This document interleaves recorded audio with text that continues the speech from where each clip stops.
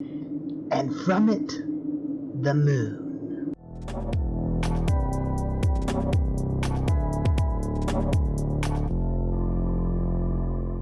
Hello everyone, welcome to Shelf Space. I'm your host Rodimus13, and today we are reviewing the AMS 123XX Moon Gundam. I am very excited to show this off to you, but first we should take a quick look at the box. So, we have a lovely illustration of the Moon Gundam with the moon behind it. Appropriate, yes? Have the name of the suit, the logo for Moon Gundam, which I think looks appropriately retro for something that is supposed to take place, around the time of Double Zeta? I suppose after, between it and Cha's counterattack. We have the blue Bandai Spirits logo, Bandai Spirits 2018, HG, all that stuff. On this side, we have some nice painted versions of the kit showing off all of its features and action poses and all the different things it can do. It is quite impressive. And then on this side, we have the same illustration as the front, but the gold HG Universal Century bar with the Moon Gundam logo again, and it is number 215. Then here we have a little write-up about Moon Gundam. If you wish to read that, you may. I'm not going to read it for you. Then we have a price sticker here, and they were still doing a listing for the yen listing price as well at this point. Then this side we have same as the other, but we also have the bluefin sticker. That's enough of the box. We shall dispose of it and move on to what you've all been waiting for. And here it is, looking quite impressive.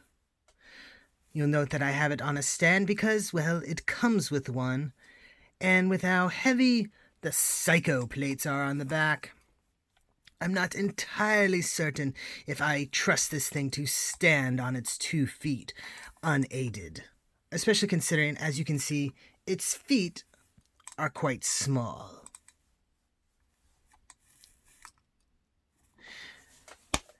But, like I said, it is a very impressive looking kit. And I think many of you might agree. Or at the very least, you should. Before we get too far into things, I suppose we should do articulation. We will start with the head. While we're zoomed in here on the head, let's take a moment to appreciate all the surface details it has on it. As you can see, I panel lined mine because, well, it is begging for it. The head has your standard double joint. That's for the tucky movement, I see some people refer to it as. And of course, rotation. You have to be careful though, because the V-fin does wish to come off quite easily. Also on mine, the gray section that a lot of the neck mechanism rests on does not wish to sit fully where it's supposed to. And if too much pressure is applied upwards, it does tend to pop off. Nothing that a little glue won't fix, but it is something to be aware of. For articulation at the shoulder, you have your standard ball socket joint inside a polycap-based butterfly joint that moves upwards. This provides a fairly good range of movement around there. The arm connects in here with what is effectively a swivel joint and allows for bicep rotation.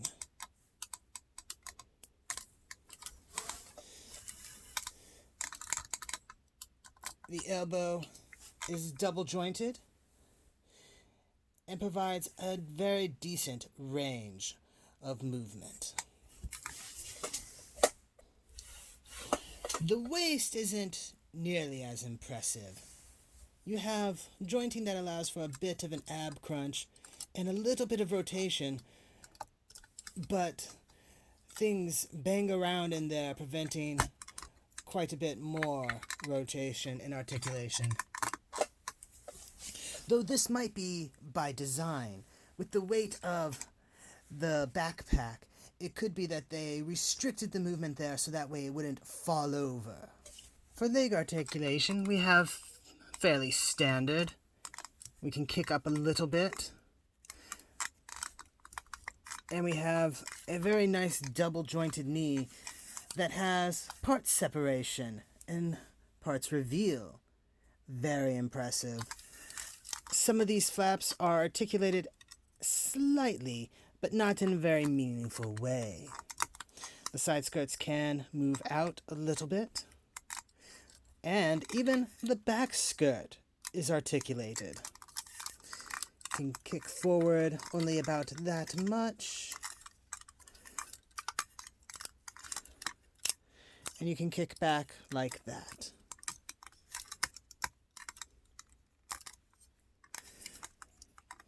Ankles are fairly standard with rotation side to side and back and forward. It should also be noted that he can do the full Van Damme, even with side skirts getting in the way ever so slightly. Very impressive. On his backpack, he has two arms. This one here is a fully molded solid piece.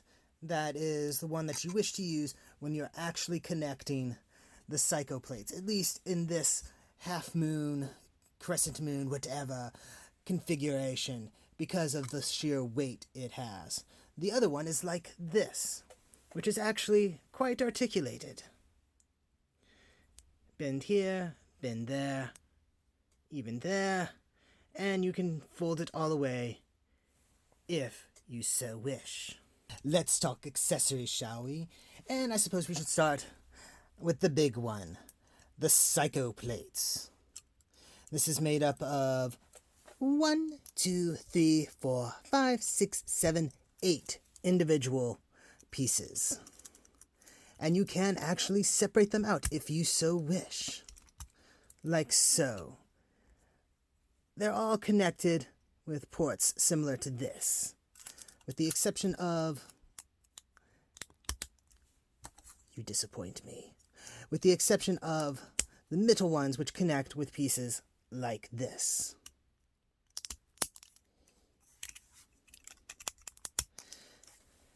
The surface detail on them is simply amazing, though it could use a little bit of additional color. I see many people do rather fascinating custom paint jobs on theirs. But they also look quite nice. The translucent red on here is very eye-catching. If you want, you can actually pull at the joints ever so slightly.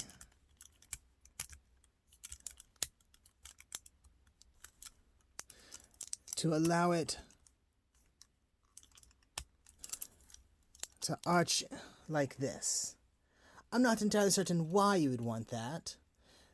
At least like this it looks interesting, but I'm sure there is some sort of purpose it serves in that configuration at the manga. Now, if you want, you could also take off a couple of parts of it and utilize this to connect it onto the mobile suit itself.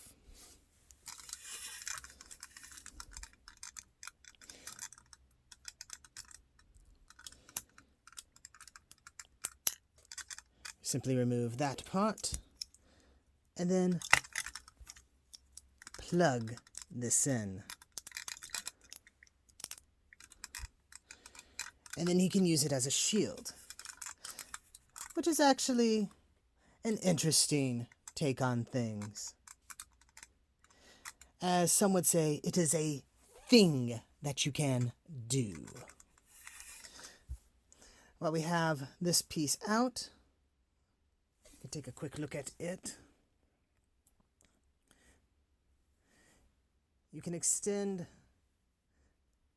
these little fork things out, and if you have them cut out, you can use these beam effects on there, and it can be used as either, I suppose, some sort of beam boomerang, or you can even have them coming out while still attached to the arm. Another accessory is this rather simple looking thing, and what you can do with it is you can take your panels, place them on top of each other. There's actually little slots that come together. And then you can take this, push it through, and it binds them together. And then what you can do is attach this to the backpack and this end to the action base. I suspect they want you to attach it to the action base because otherwise this will be far too heavy for the actual Gundam to support. Another accessory is the beam rifle that it comes with. Not much to look at, but it does have some nice detail to it. Certainly could use a little bit of extra color. I currently have mine attached to the trigger hand that it comes with. It should be noted that it only has one for the right hand. I suppose they don't want lefties to be able to fire a weapon. Next, it's Beam Saber. A quite nasty looking one, if you ask me. One that also shows its sort of Zeonic roots, since it's very similar to the one that is seen on the, I believe it is the Sazabi. This currently has the beam effect part attached to it that makes it more like, almost like a part beam saber, part beam tomahawk. Very impressive. If you wish, you can remove the blade and you can attach it in the back.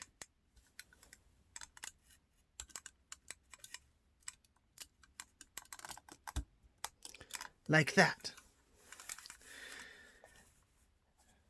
Which I think is a rather nice looking way of storing it. Making it a little bit different from the standard Gundam where it's just off to one side or off the skirt armor. And it's always nice to have storage for your accessories. Lastly, we have the extra hands. We have a regular holding hand for the right hand side, relaxed hand for the left, and if you'll notice I have a relaxed hand for the right equipped to it right now. And there you have it.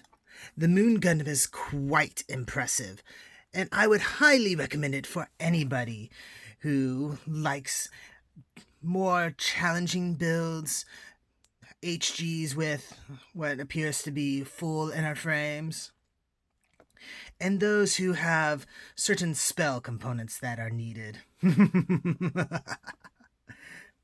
Anyway, thank you for watching. Don't forget to like, comment, subscribe, all those fine YouTube manipulations. And don't forget,